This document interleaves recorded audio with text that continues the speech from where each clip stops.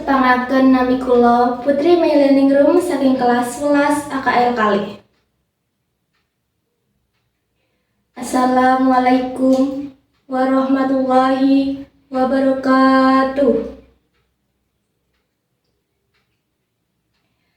Salam kasujengan saha karaharjan mugi tansah kajiwa kesarira dumateng kita sedaya.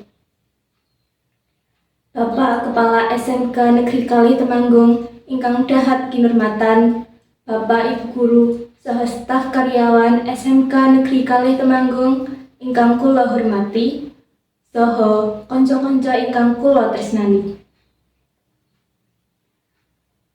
Sumangga langkung rumiyin kita tansah maturaken puji syukur dumateng Gusti ingkang Maha Agung. Awit saking kamirahanipun kita sedaya tasih dipun paringi kesehatan saha kasarasan saengga kita sedaya saged kempal wonten ing papan menika tanpa alangan setunggal menapa.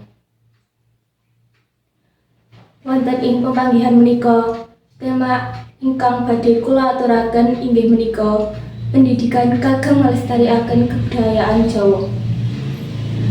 Pendidikan menika gadahi andil ingkang ageng anggenipun nglestarikaken kebudayaan Jawa. Jalaran saking pendidikan kebudayaan menika kita saged paring ilmu saha pituduh menapa-menapa kemawon ingkang wonten ing kebudayaan Jawa. Kebudayaan Jawa menika sakmenika sampun wonten ing jurang kepunahan. Jalaran sampun sekedhik generasi nem ingkang tertarik lan nglestarikaken kebudayaan Jawa.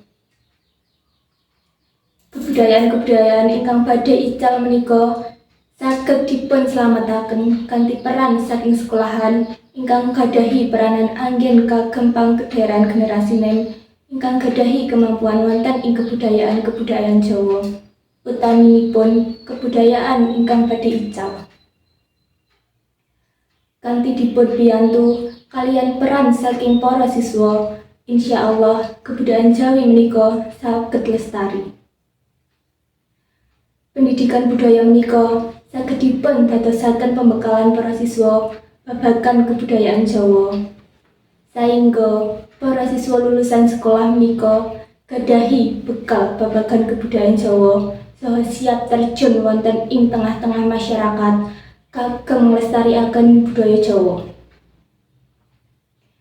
Para siswa ugi saged nularaken ilmu ingkang sampun ketampi saking bangku sekolahan dumateng masyarakat ingkang tansih awam babagan kebudayaan Jawa. Saha siswa ugi saged ngangsul kawruh babagan kebudayaan Jawa ingkang dereng dipunjaraken saking sekolahan.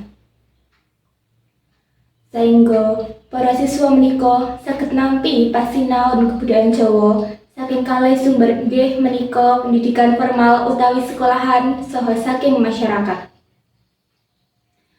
Mugi-mugi lewat pendidikan budaya menika generasi nem saged paring pembiyantu ingkang ageng kagem usaha anggenipun budaya Jawa menika tetap lestari.